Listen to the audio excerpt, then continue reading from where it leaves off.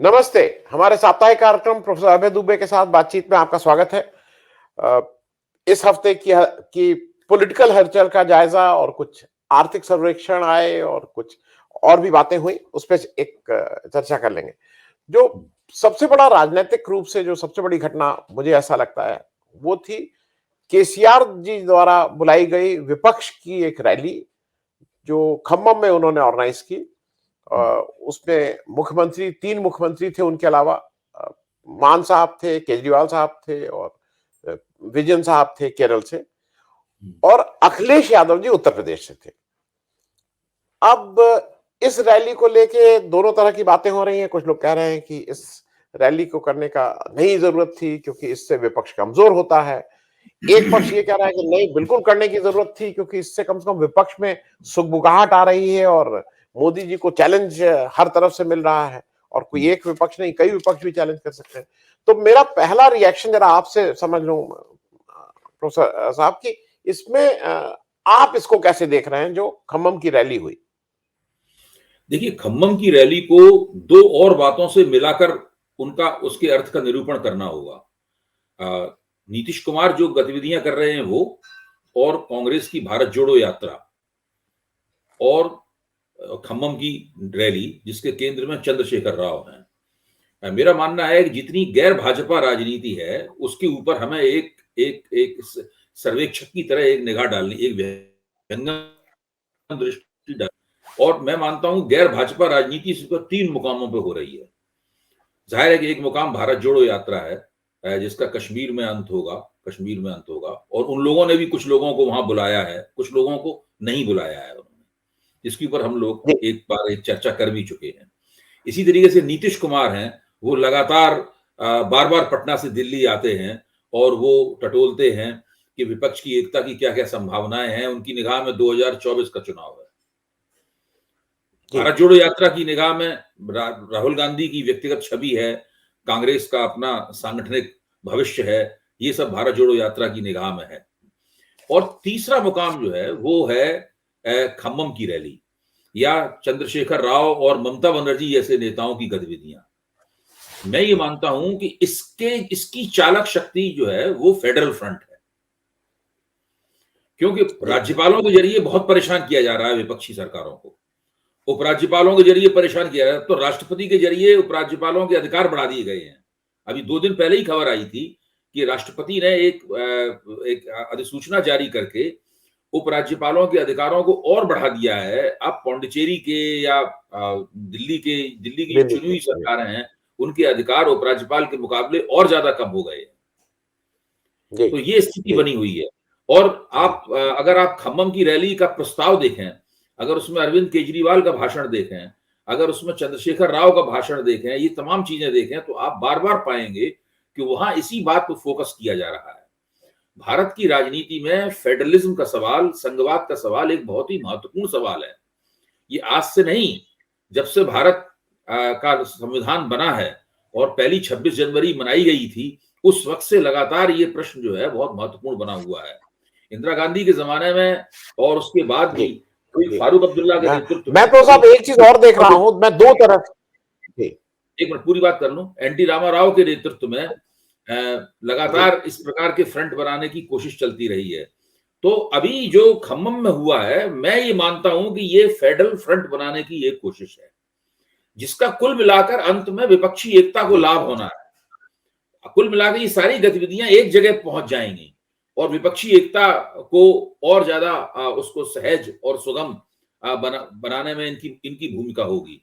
तो अगर हम इन 3 मुकामों पर देखें तो हम जी, पाएंगे कि ये एक दूसरे के खिलाफ नहीं है, बल्कि कहीं ना कहीं आपस जी, में जुड़ते हैं और कहीं ना कहीं राष्ट्रीय राजनीति, जी, गैर भाजपा राष्ट्रीय राजनीति का एक पूरा नजारा बनाते हैं। जी, जी। नहीं, क्योंकि मैं भी इसी को ऐड कर रहा था। मैं सिर्फ ये कह रहा था कि इनका पूरा हमला भाजपा के ऊपर था और उस मंच से मैंने देखा कि कहीं पे भी कांग्रेस के खिलाफ कोई ऐसी बात नहीं कही गई जो अदरवाइज अपने अकेले अकेले के वक्तव्यों में उन लोग कभी कभी कुछ कुछ भाई, क्योंकि उनका मुकाबला कांग्रेस से होता है अपने अपने राज्यों में, कहते हैं, लेकिन जब वहां पे रैली हुई तो नहीं हुआ। मैं इसमें लेकिन एक एक छोटी सी आपसे बात, और। एक आनंद, एक छोटी सी बात रेखांकित की जा सकती है यहाँ पर। वो जी, ये है कि ये फेडरल फ्रंट वाले सवाल पर कांग्रेस थोड़ा संकोच में रहती है। क्योंकि कांग्रेस की जब हुकूमत थी तो दरअसल कांग्रेस की वही आलोचना होती थी जो भारतीय जनता पार्टी की आलोचना हो रही है। जी क्यों जी कांग्रेस भी राज्यपालों का एक अलग तरीके से इस्तेमाल करती थी, भारतीय जनता पार्टी का इस्तेमाल करने की विधि अलग है, दोनों अलग अलग तरीके से करते हैं, लेकिन दोनों कुल मिलाकर, जिसको चाहे आप संघवाद कह दें, मोदी जी इसको सहकारी संघवाद कहते हैं, आजकल तो उन्हें सहकारी संघवाद याद नहीं आता, लेकिन वो जो कहते हैं वो दरअसल उसी को हानि पहुंचाते हैं। तो कांग्रेस जी पांडिचेरी में जब किरण बेदी पांडिचेरी के मुख्यमंत्री के खिलाफ अपनी एक समांतर सरकार चलाती हैं, तब कांग्रेस को जरूर थोड़ी बहुत तकलीफ होती है, अन्यथा इस सवाल पर कांग्रेस चुप रहती है। जी और तो ये सब बातें भी देखने वाली हैं। जी जी क्योंकि इसमें मैं एक चीज और जोड़ दूं, 3 राज्यों के चुनाव घोषित हो गए हैं। अब अगले महीने वहां के चुनाव हैं, पूर्वोत्तर के राज्य हैं। और इधर जो सीपीएम है उसने मतलब मैं मेरे लिए थोड़ा आश्चर्य था, उसने अपनी तरफ से 2 कदम आगे चल के कांग्रेस को बुलाया है, जबकि वहां कांग्रेस 1.5% का वोट रह गया था, पिछली बार सारा वोट खिसक गया था बीजेपी में। और उसने कहा है कि हम आपके साथ चुनावी गठबंधन करते हैं और हम लोग साथ मिलकर चुनाव लड़ेंगे, जबकि वो केरल में उनको चैलेंज कर रहे हैं, सब जगह चैलेंज कर रहे हैं। इस पे भी जरा समझना चाहेंगे कि ये जो कम्युनिस्ट का एक जो भी बड़ा दिल दिखाया है, इसके पीछे क्या? देखिए, पूरे पूर्वी भारत में और उत्तर पूर्व में मार्क्सवादी कम्युनिस्ट पार्टी अस्तित्व के संकट से जूझ रही है। जब से वो पश्चिम बंगाल और त्रिपुरा में उसकी राजनीतिक पराजय, तो पश्चिम बंगाल में जब ममता बनर्जी के हाथों हारी, तो आप देखिए आप इस वक्त वो कहाँ है, वो आमतौर पर टक्कर में भी नहीं रहती है, और भारतीय जनता पार्टी वहां टक्कर में आ गई है। वहां पे पश्चिम बंगाल में तो हालत ये है कि कम्युनिस्ट कार्यकर्ता पहले राम फिर वाम की बात कह रहे हैं। जी जी यानी पहले कम से कम राम यानी भाजपा के साथ आकर किसी तरह से ममता बनर्जी को कमजोर कर दिया जाए, वामपंथ बाद में देखा जाएगा। यानी जब वाम के आगे राम आ गया वहां पर, और वहां त्रिपुरा में जब से भारतीय जनता पार्टी की सरकार बनी है, इस वक्त त्रिपुरा में एक ऐसी स्थिति है कि माकपा को लगता है कि शायद वो अगर थोड़ी अच्छी स्ट्रेटजी बनाए तो भारतीय जनता पार्टी को दोबारा चुनाव जीतने से रोक सकती है, और एक ऐसी स्थिति बन सकती है कि दोबारा एक गैर भाजपा राजनीति वहां पर प्रमुखता प्राप्त करे। इसके लिए वो एक बड़ा मोर्चा बनाने के लिए तैयार है। अब वो पुराना वाम जनवादी मोर्चा हुआ करता था, जो कि कांग्रेस विरोधी वाम जनवादी मोर्चा हुआ करता था, उसका तो वक्त गुजर चुका है। इसलिए गुजर चुका है कि कांग्रेस अब प्रमुख ताकत रह नहीं गई है। एक जमाने में तो पूर्व में और उत्तर पूर्व में भाजपा एक ताकत होती ही नहीं थी, भाजपा को कोई पूछता ही नहीं था भाजपा को। आज स्थिति यह है कि भाजपा वहां सबसे बड़ी चुनौती बन के उभरी है, सब जगह चुनौती बन के नहीं उभरी है, बल्कि वो पहले नंबर की ताकत बन चुकी है बहुत सारे राज्यों में। वहां असम में पहले नंबर की ताकत है, त्रिपुरा में पहले नंबर की ताकत है, और जगह गठजोड़ सरकारों में है। पश्चिम बंगाल में वो ममता बनर्जी की मुख्य टक्कर में है, नंबर 2 की ताकत है। तो ऐसी स्थिति में उनके लिए जरूरी है कि वो एक गैर भाजपाई मोर्चा बनाए, और इस चीज को सीताराम येचुरी ने और उनके पुराने मित्र प्रकाश करात ने बहुत जल्दी और फुर्ती के साथ समझा है, और वो बिना समय खोए हुए, ताकि कोई किसी किस्म का कोई भ्रम न फैले, कोई गलतफहमी ना हो, इसलिए उन्होंने अपनी तरफ से ऐलान कर दिया है कि वो ये सब करने को तैयार हैं। और तो और वहां पर जो स्थानीय त्रिपुरा वासियों का जो सबसे बड़ा संगठन है, उनका नाम शायद प्रद्योत माणिक करके उनका नाम है, जो उसके नेता हैं, हाँ, जो उसके नेता हैं, वो उनको भी अपने फ्रंट में ले लेना चाहते हैं, और इस बात को भाजपा भी समझ रही है। इसलिए भाजपा ने भी उनसे बात करनी शुरू कर दी है। देखिए, त्रिपुरा में बहुत रणनीतिक दांव घात चल रहे हैं। वो जो संगठन है, वो संगठन बहुत महत्वपूर्ण और शक्तिशाली है। उसने भाजपा की सरकार के कई मंत्री भी अपनी तरफ फोड़ दिए थे, वो लोग उसमें चले गए हैं वहां पर। तो ऐसी स्थिति में जो संगठन जिसके साथ होगा, उसको वहां बहुत फायदा मिलने वाला है। और उस संगठन की मांग ये है कि वो अलग मूल त्रिपुरा वासियों का एक अलग प्रदेश बनाना चाहता है। तो वो भी एक बड़ा संकट है जो भाजपा के गले में भी अटका हुआ है और सीपीएम के गले में भी अटका हुआ है। जब सीपीएम ने घोषणा की तो उनसे पूछा गया कि भाई, वो लोग तो त्रिपुरा के विभाजन की बात करते हैं, तो सीपीएम की तरफ से ये कहा गया, हाँ ठीक है, वो ये बात करते हैं और हम उनकी इस बात से सहमत नहीं है, लेकिन उनके इस सवाल के ऊपर चुनाव के बाद में हम लोग बात करेंगे बैठकर। इस तरह की बात की गई। तो त्रिपुरा में अभी राजनीति जारी है, और वो किस तरफ झुकती है ये अभी देखना बाकी है। हाँ, एक छोटा सा वो टिबरा लैंड या हाँ, टिबरा है या टिरबा है, जो भी है उस, और क्योंकि वहां जी मैं एक चीज जरा आपसे और समझ लूं, क्योंकि ये जो तीनों राज्य हैं, ये मूल रूप से जैसे नागालैंड में 60 में 59 सीटें ट्राइबल हैं, मेघालय में 60 में शायद 55 सीटें ट्राइबल हैं, त्रिपुरा में 60 में 20 ट्राइबल और 10 शेड्यूल कास्ट हैं। मैं ये आपसे इसलिए पूछ रहा हूं कि एक नया पक्ष भी आया है मेघालय में, जिसके साथ इन्होंने सरकार चलाई, संगमा जी के लड़के कोनॉट संगमा के साथ, ये उससे अलग होके लड़ रहे हैं। मतलब बीजेपी अलग है और वो अलग है। ये थोड़ा मुझे इसलिए नहीं समझ में आ रहा कि बीजेपी जनरली इस तरह के उसमें साथ रखना चाहती है, वहां की जो सबसे बड़ी शक्ति होती है, ये क्यों अलग है वहां पे? देखिए, एक तो हम लोग जो उत्तर भारत में बैठे हुए हैं और हम लोग लगातार उत्तर भारत के और परिप्रेक्ष्य से ही सारे देश को समझने की कोशिश करते हैं, ये हम सब लोगों की गलती भी है। इन क्षेत्रों की जो राजनीति है और राजनीतिक शक्तियां हैं, हम लोगों को दरअसल उन पार्टियों के नाम तक याद नहीं है, उनके नेताओं के नाम भी हम लोगों को ठीक से याद नहीं है। मतलब ये हम लोगों को सोचना चाहिए, यहाँ तक कि वो जो मांग हो रही है उसको हम ठीक से कह भी नहीं पा रहे हैं दरअसल मांग क्या है, क्योंकि हम लोग अखबारों में पढ़ के पता लगाते हैं। ये हमारी कोई बौद्धिक और राजनीतिक और व्यक्तिगत जड़ें दोनों इलाकों में है नहीं। यहां तक कि हम लोगों में से कुछ लोग तो शायद बरसों बरसों से वहां गए भी नहीं है। तो अब हम लोगों की जिम्मेदारी बनती है कि वहां चुनाव हो रहे हैं तो उस इलाके के जो विशेषज्ञ पत्रकार हैं या समीक्षक हैं, उनसे संपर्क करके कुछ वहां की राजनीति की जानकारी करें। जो मोटी मोटी जानकारी मैंने अभी हाल ही में हासिल की है, उसके मुताबिक नागालैंड एक ऐसी जगह है जहां पर विपक्ष है ही नहीं। हर राजनीतिक शक्ति सत्ता में है। ये एकमात्र देश का प्रांत है जहां पर विपक्षहीन सरकार चल रही है, सभी लोग सत्ता में हैं। तो वहां की राजनीति का अध्ययन करना अलग से जरूरी है। इसी तरह मेघालय में भाजपा उनके साथ मिलकर क्यों नहीं चुनाव लड़ रही है और क्यों हो सकता है कुछ दिन हो सकता है कि वो उन लोगों में कोई फ्रेंडली फाइट हो रही हो, इन तमाम चीजों पर निगाह डालना और उसको समझना अभी बाकी है। इसलिए मैं इस विषय में जब तक थोड़ा सा जानकारी ना हासिल कर लूं, मेरे ख्याल से इसके ऊपर कुछ मजबूती के साथ कहना मुश्किल होगा। जी, मैं दर्शकों की जानकारी के लिए एक चीज बस बता दूं कि मेघालय में जो पार्टी है एनपीपी, नेशनल पीपुल्स पार्टी, जो संगमा साहब ने बनाई थी, वो देश की अभी तक की जो 8 राष्ट्रीय पार्टी है उसमें से एक वो भी है।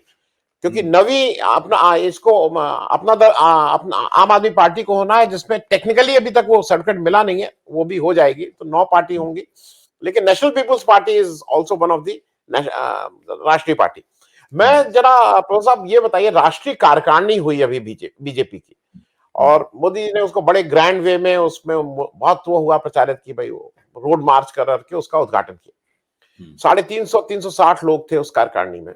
मैं दो चीजें, एक तो कार्यकारिणी में जो हुआ उस पर बात करेंगे ही, एक आपको छोटी सी खबर निकली है इंडियन एक्सप्रेस में, वहां सारे लोगों के फोन बाहर जमा करा लिए जा रहे थे। मतलब अपनी कार्यकारिणी में 360 सदस्यों के फोन बाहर जमा करा लिए गए। अंदर ये हुआ कि मतलब ये मुझे जरा, ये कोई कॉर्पोरेट की मीटिंग हो रही है क्या?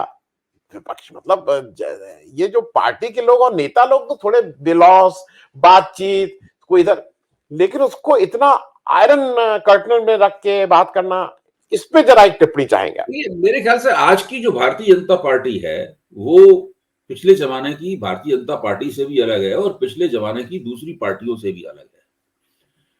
भारतीय जनता पार्टी के अंदर क्या हो रहा है, भाजपा का शीर्ष नेतृत्व चाहता है कि किसी को उसकी भनक ना लगे, और वो लोग किस तरीके से काम करते हैं वो बिल्कुल, देखिए वो बिल्कुल एक नया प्रशासनिक मॉडल है जिसकी स्थापना उस वक्त हुई थी जब अमित शाह को पार्टी का अध्यक्ष बनाया गया था। उस वक्त भारतीय जनता पार्टी का जो केंद्रीय दफ्तर था उसमें हालत ये थी कि कोई भी उसमें चला जाता था अंदर और जाकर वहां का लैंडलाइन इस्तेमाल करता था और लैंडलाइन पे फोन करता था कहीं भी सरकारी डिपार्टमेंट में, और वो कहता था कि मैं भारतीय जनता पार्टी के केंद्रीय कार्यालय से बोल रहा हूं, ये काम होना है। तो इस तरह करके वहां बहुत सारा दलालों की एक दुनिया सक्रिय थी। अमित शाह ने उसको देखा और उसमें हस्तक्षेप करके उसको खत्म करवाया। यहां तक कि कुछ लोगों के खिलाफ एफआईआर दर्ज कराई गई, उनको गिरफ्तार कराया गया ताकि भाजपा के अंदर ये दलालों की दुनिया खत्म, भाजपा के दफ्तर में दलालों की दुनिया खत्म हो। ये तो काम तो उन्होंने अच्छा किया। लेकिन दूसरी तरफ उन्होंने एक डिस्ट्रिक्ट मजिस्ट्रेट की तरह बैठकर पूरी तरह पार्टी का अंदरूनी तंत्र जो था उसको बहुत ही उन्होंने टाइट कर दिया, और ताकि कोई भी उनकी मर्जी के बिना कोई पत्ता भी ना खटके। तो मुझे लगता है कि ये उसी की परिणति है जो हो रहा है। कि जी वो जी लोगों को बिल्कुल जब चाहते हैं कि अब जब वो एक राष्ट्रीय कार्यकारिणी की बैठक हो रही है तो उनके फोन बाहर रखवा लिए जाए ताकि वहां से कोई खबर वही खबर जाए जो कि आधिकारिक हो, जो कि आधिकारिक प्रवक्ता बोले। जैसे कि मान लीजिए मोदी जी ने भाषण दिया तो मोदी जी के भाषण का वो वर्जन, वो संस्करण जाए जो बाद में महाराष्ट्र के उप मुख्यमंत्री ने लोगों को, प्रेस को बताया तैयार करके कि भाई मोदी जी वहां पे ये बोले। तो वो जी इस जी तरीके से, या वो इस तरीके से पूरे मामले को देख रहे हैं। जी। मैं एक चीज और जरा आपसे समझूं, ये राष्ट्रीय कार्यकारिणी में एक इंपॉर्टेंट, हालांकि वो फिर से किया, नड्डा जी को एक्सटेंशन दिया गया और नड्डा जी को कहा गया कि 2024 तक वही, 2024 जून तक रहेंगे, मतलब इलेक्शन वही करवाएंगे। मेरे दो प्रश्न हैं। एक तो नड्डा जी से क्या बेहतर उनको, क्योंकि नड्डा जी का जो अभी परफॉर्मेंस अच्छा नहीं था, क्या उनको कोई दूसरा आदमी बेहतर नहीं मिला, उनको ही एक्सटेंशन देने का कारण? और दूसरा, नड्डा जी और अब चाहे मतलब कोई माने या ना माने, वो कहीं ना कहीं कंपैरिजन खड़गे साहब से उनका हो ही जाता है। लोग कहते हैं ना, ये भाई नॉमिनेटेड है, वो इलेक्टेड है, वो मतलब वो कुछ वो, इन दोनों चीजों पे जरा आप नड्डा जी को एक्सटेंशन देने का कारण और खड़गे जी से क्या उनका हिमाचल प्रदेश के चुनाव के बाद, हिमाचल प्रदेश के चुनाव में जो भाजपा की हार हुई, उस हार में जगत प्रकाश नड्डा की भूमिका की मीडिया में भी चर्चा हुई थी। उस समीक्षकों ने भी कहा था कि इस हार की जिम्मेदारी इनके ऊपर जाती है। ये भाजपा की जो अंदरूनी सिर्फ फुटबॉल थी, उसके अंदर एकता कराने में नाकाम रहे, क्योंकि खुद ही उसके अंदर एक पक्ष थे। पक्ष बन गए? जब ये भाजपा के अध्यक्ष बने और इनकी आत्म छवि बनी, ये बहुत शक्तिशाली हो गए हैं। इसके बाद इन्होंने कोशिश ये की कि हिमाचल प्रदेश में जितनी भी दूसरी शक्तियां हैं, खासतौर से धूमल परिवार, कि इसका बिल्कुल जी सर्वनाश कर दिया जाए, इन जी लोगों जी को बिल्कुल निष्प्रभावी कर दिया जाए, ताकि हम हिमाचल प्रदेश की राजनीति पर राज करें। इस चक्कर में ये हुआ कि भाजपा के अंदर बहुत ज्यादा खींचतान हुई और लत्याव इतना ज्यादा बढ़ गया कि प्रधानमंत्री के हस्तक्षेप के बावजूद और प्रधानमंत्री द्वारा फोन करने के बावजूद भी बागियों ने अपने पर्चे वापस नहीं लिए। तो इस रोशनी में जब हम लोग देखते थे तो हम लोगों को लगता था कि शायद जगत प्रकाश नड्डा की पार्टी अध्यक्ष का आखिरी वक्त आ गया है। और उसी वक्त भाजपा के अंदरूनी सर्किल से कुछ अफवाहें भी उड़नी शुरू हुई, और वो अफवाहें ये थी, मतलब कयासबाजी शुरू हुई, ये थी कि शायद जी अगले लोकसभा चुनाव को ध्यान में रखकर अमित शाह दोबारा पार्टी के अध्यक्ष बनेंगे, ताकि लोकसभा चुनाव को ठीक से वो उसमें ठीक से पूरी मुहिम को चलाया जा सके। लेकिन जो निर्णय हुआ, वो निर्णय ये बताता है कि नरेंद्र मोदी की बुनियादी प्रवृत्ति ये है पार्टी को चलाने की, वो सरकार चलाने की, कि वो निरंतरता को पसंद करते हैं।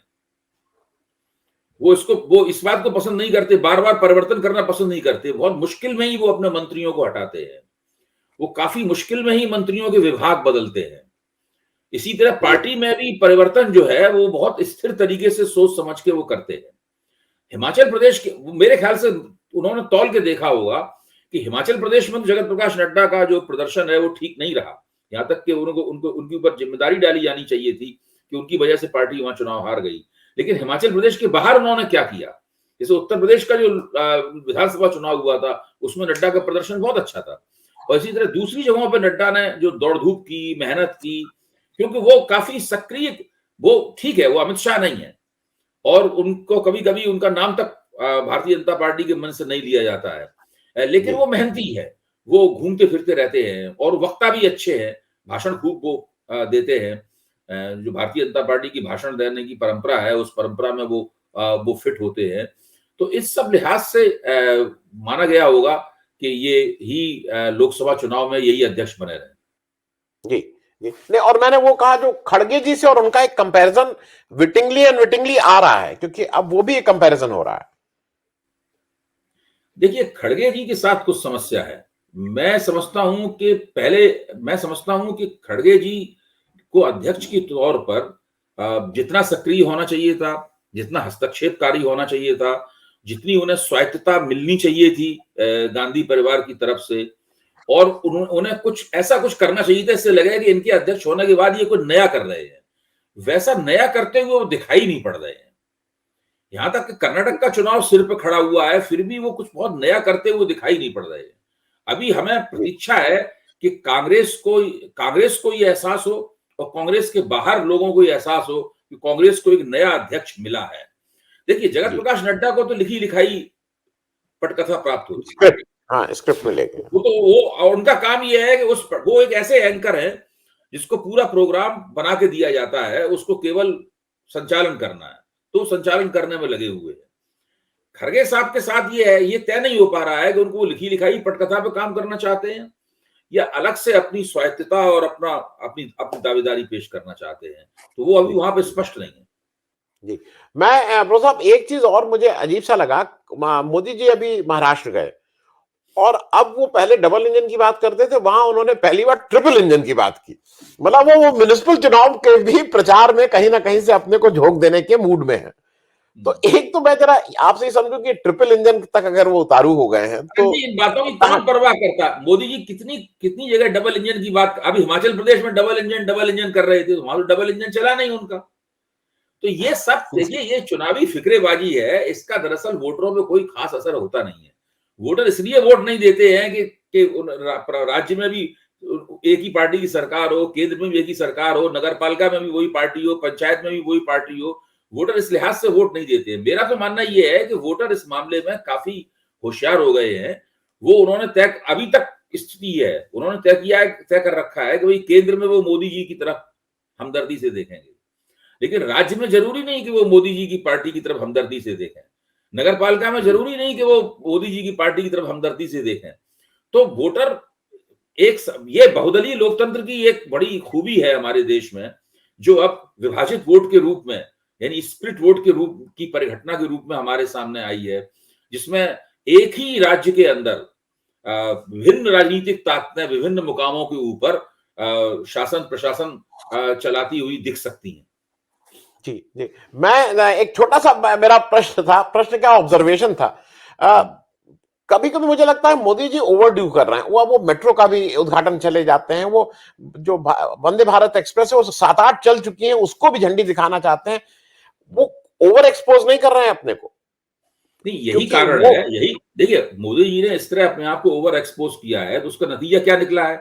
उसका नतीजा ये निकला है कि अभी जैसे कि जो कुश्ती फेडरेशन के अध्यक्ष बृजभूषण शरण सिंह के खिलाफ जो दिल्ली में जो प्रदर्शन, अंतर्राष्ट्रीय पदक विजेता पहलवानों ने उनके खिलाफ जो धरना लगाया है, जो आज ही धरना हटा है, मतलब कल ही धरना हटा, अभी तक तो बहुत जबरदस्त, सारे प्रमुख खबर यही है सब जगह, उनके ऊपर महिला पहलवानों के यौन उत्पीड़न के आरोप लगे हैं। बृजभूषण सिंह अपने आप को शक्तिशाली कहते हैं। जी, आप तो बृजभूषण शरण सिंह से अच्छी तरह वाकिफ हैं, उनके पूरे इतिहास से वाकिफ हैं। वो अपने आप को शक्तिशाली कहते हैं। तो वो अब कांग्रेस मोदी जी से कह रही है कि मोदी जी इस पर चुप क्यों हैं, जबकि जो खेल मंत्री हैं वो इस पूरे मसले में लगे हुए हैं हल करने के लिए। लेकिन फिर भी विपक्ष कह रहा है कि प्रधानमंत्री को उस पर बोलना चाहिए। दिक्कत ये है कि मौका खुद प्रधानमंत्री ने दिया है। अगर प्रधानमंत्री छोटी छोटी बातों में पड़ेंगे और वहां भी जाकर वो वही चाहेंगे कि सारी लाइमलाइट, सारा फोकस उन्हीं के ऊपर हो, तो जाहिर है कि फिर बृजभूषण शरण सिंह जैसी घटना होगी, विवाद होगा, उनसे कहा जाएगा कि आप उसके अंदर बोलें। अगर प्रधानमंत्री ने ऐसा नहीं किया होता तो इस मौके पर सब लोग कहते हैं कि वही खेल मंत्री उस समस्या का हल करने में लगे हुए, विपक्ष उनसे ये मांग नहीं करता। तो ये अपने आप को ओवर एक्सपोज करने की समस्या उनके साथ है। जी, मैं दर्शकों को भी एक चीज और बता दूं, क्योंकि जो विनीत फोगट जी थी, जो उसमें एक महिला जो वो है जिन्होंने पदक जीता है, उनका ये लिखित मतलब उनका बयान है जो सब जगह छपा और पढ़ा गया, और उसमें भी है जिसमें उन्होंने कहा, जिस दिन वो धरने पे बैठी, कि अक्टूबर 2021 में मैं मोदी जी से मिली, मैं परिवार के साथ मिली, मैंने अपनी सारी बातें बताई, सारी दिक्कत बताई। तो इसी को लेके कांग्रेस हमलावर हो गई कि भाई अक्टूबर 2021 से आज तक आप क्या कर रहे थे? अगर आपको ये सारी चीजें पता थी कि ऐसा ऐसा हो रहा है, यहाँ पे ये यौन उत्पीड़न है, तो आप क्यों चुप बैठे थे? खैर, हम एक नेक्स्ट उस पे आ जाए। वो एक खबर, हालांकि कल बहुत ज्यादा उस पर चर्चा नहीं हुई, लेकिन एक बीबीसी में ने एक डॉक्यूमेंट्री बनाई थी। अब हम लोग उसको माने चाहे ना माने, बीबीसी को एक क्रेडिबल वो माना जाता है कि भाई बीबीसी से अगर कुछ आ रहा है तो हम लोग उसको मानते हैं। वो हो सकता है कि कितना गलत है कितना सही वाला, लेकिन उसको क्रेडिबल माना जाता है। उसको लेके बात हल्ला मचा, क्योंकि यहाँ पे उसको फॉरेन मिनिस्ट्री ने उसका विरोध किया, उस पर बैन लगाया। हालांकि मैंने कल किसी से पूछा भी कि जिसने देख लिया उसके ऊपर क्या होगा, क्योंकि मैंने उसको देख लिया व्हाट्सएप पे, तो मेरे ऊपर कौन सी, मतलब मैं तो अब उसको कैसे मिटाऊं, मेरे समझ में नहीं आ रहा। तो जरा ये करने की क्या जरूरत थी? अरे कुछ आ रहा है। सोशल मीडिया का जो विस्तार हुआ है और उसका जो प्रभुत्व बना है, उसके बाद में सरकार द्वारा लगाए गए प्रतिबंधों का कोई मतलब नहीं रह गया है। वो केवल एक तकनीकी कार्रवाई होती है। इसमें सरकार अपने पक्ष के रूप में कहती है कि भाई हम कहते हैं कि इसके ऊपर प्रतिबंध लगा हुआ है। इस पूरी समस्या में सबसे ज्यादा दिलचस्प बात यह है कि जो ब्रिटेन के भारतीय मूल के प्रधानमंत्री है ऋषि सुनक, उनका रवैया इसके ऊपर क्या रहा है। उन्होंने ब्रिटिश संसद में खड़े होकर मोदी जी का बचाव किया है। उन्होंने और कहा है कि ये डॉक्यूमेंट्री जिस तरीके से मोदी जी की छवि पेश करती है उससे मैं सहमत नहीं हूं। उन्होंने ये मेरे ख्याल से ब्रिटिश राजनीतिक इतिहास की एक अनूठी घटना है। आमतौर पर ब्रिटेन के लोग और ब्रिटेन के राजनेता अपने सबसे प्रमुख चैनल, सबसे बड़ा जो एक सबसे अंतर्राष्ट्रीय स्तर पर प्रतिष्ठित जो मीडिया मंच है, ब्रिटिश ब्रॉडकास्टिंग कॉर्पोरेशन जिसको बोलते हैं, बीबीसी, उसकी बनाई हुई डॉक्यूमेंट्री के ऊपर अगर संसद में ब्रिटिश प्रधानमंत्री ही उसको कमतर ठहराए या उसकी पर विश्वास करने से इनकार कर दे या उसका पक्ष लेने से इनकार कर दे, ऐसा मेरे ख्याल से वहां पहली बार हुआ है। और इस चीज पे मेरे ख्याल से वहां पे क्या प्रतिक्रिया होती है, लोग किस तरीके से ऋषि सुनक की इन बातों पर विचार करते हैं और उसके पक्ष विपक्ष में क्या कहते हैं, ये देखने वाली बात होगी। जी नहीं, क्योंकि उसमें जो मैं फिर से एक बात जी नहीं, क्योंकि मैं एक बात और मेरे मन में है, क्योंकि एक तरफ आप कश्मीर फाइल्स को प्रधानमंत्री कहते हैं कि सब लोग जाके देखिए, बहुत अच्छा है, एक तरफ तो आप कला को कहते हैं कि नहीं सब लोग जाके देखो, कला का मामला है, और एक तरफ नहीं, सीधी राजनीति और प्रोपेगेंडे की बात है। जो प्रोपेगेंडा जो हमारे खिलाफ है हम उसका विरोध करते हैं, जो हमारे पक्ष में है वो सर्वोपरि है। अब उनको तो लगातार कश्मीर फाइल को तो ऑस्कर में और दूसरी तमाम जगहों पर भारत के प्रतिनिधि के रूप में भेजा जा रहा है, हर जगह से उसको खारिज किया जा रहा है। राजा मौली की फिल्म जो RRR है उसी को प्रमुखता मिल रही है, उसके बाद में छेलो शो है उसको प्रमुखता मिल रही है। कश्मीर फाइल को तो केवल भेज दिया गया है वहां पर उसके महत्व को ऊपर बढ़ाने के लिए, बाकी तो उसको कोई अंतर्राष्ट्रीय स्तर पर कोई मान्यता मिल नहीं रही है। जी, मैं चलते चलते एक अंतिम प्रश्न है, और वो इसलिए है कि है वो आर्थिक प्रश्न, लेकिन उसका सामाजिक और पॉलिटिकल रिपरकशंस है। जो अभी एक रिपोर्ट आई और जिसमें इनइक्वालिटी की बात और आर्थिक असमानता की जिस तरह से भारत में हावी हो रहा है, उस पर एक छोटी टिप्पणी आपसे चाहेंगे, क्योंकि वो भी एक वरीसम बात है। देखिए, इसमें दो तरह के दृष्टिकोण सामने आ रहे हैं। एक दृष्टिकोण का मैं समर्थक हूं और मेरे ख्याल से आप भी उसके समर्थक होंगे कि जो मौजूदा आर्थिक प्रक्रियाएं हैं, अर्थव्यवस्था इस तरीके से चलाई जा रही है, जो नीतियां हैं 1990 के बाद से ही लगातार, इनका तो परिणाम लगातार आर्थिक विषमता बढ़ने में ही निकलेगा। दरार लगातार बढ़ती चली जाएगी और उसकी संरचना अलग अलग किस्म की होगी। वक्त के साथ उसकी संरचना बदलेगी, कभी मिडिल क्लास का साइज बढ़ता हुआ दिखाई पड़ेगा, कभी कुछ होगा और उसकी ऊपर लगातार ध्यान रखने की जरूरत है। लेकिन दूसरी तरफ मैंने अभी बीच में कुछ इस तरह की सामग्री भी पढ़ी है जिसमें वो लोग ये दावा कर रहे हैं कि भारत का जो पिरामिड था, जो आर्थिक आमदनी के लिहाज से जो पिरामिड था, वो अब डायमंड की शक्ल ले रहा है। यानी उसका वो पिरामिड नहीं रहेगा बल्कि वो डायमंड की शक्ल ले रहा है। डायमंड की शक्ल लेने का मतलब है उसका बीच का हिस्सा जो है वो काफी बढ़ जाएगा। यानी जो मध्य वर्ग है वो आमदनी बढ़ने की वजह से मध्य वर्ग का साइज ये 2045 तक जाते जाते वो मानते हैं कि भारत निम्न आय वर्ग का देश नहीं रह जाएगा और वो मझोली आय वर्ग के देश में चला जाएगा। अब ये जो भविष्यवाणी आंकड़ों का पूरा खेल है, इसके ऊपर इसके ऊपर कोई बारीक कताई हमें किसी अर्थशास्त्री के जरिए करवानी होगी ताकि हम समझ पाए कि जो दावेदारियां हो रही हैं, क्योंकि जिस तरह से आंकड़े दोनों पक्षों की तरफ से पेश किए जाते हैं उसमें आपकी अपनी राजनीतिक पसंद का सवाल है कि आप किस समीकरण और किस आंकड़े के पक्ष में अपने आप खड़ा पाते हैं, किसके खिलाफ खड़ा पाते हैं। पूरा विशेषज्ञता का मामला है। तो इसके बारे में भी कुछ पता लगाना चाहिए कि ये जो पिरामिड को डायमंड बनता वो दिखाया जा रहा है और दूसरी तरफ ये दिखाया जा रहा है कि भाई आर्थिक खाई लगातार बढ़ती जा रही है। इस चीज पर भरोसा करने का ज्यादा मन करता है क्योंकि हम देख रहे हैं कि लोगों की आमदनी नहीं बढ़ रही है। 80 करोड़ से ज्यादा लोगों को मुफ्त अनाज दिया जा रहा है और लगातार दिया जा रहा है। जिस देश में 80 करोड़ लोगों को मुफ्त अनाज की आवश्यकता सरकार महसूस कर रही है और बड़े पैमाने पर पैसा खर्च के दे रही है, उस देश का मध्य वर्ग का आकार कैसे बढ़ सकता है? तो ये बातें समझ में नहीं आती हैं।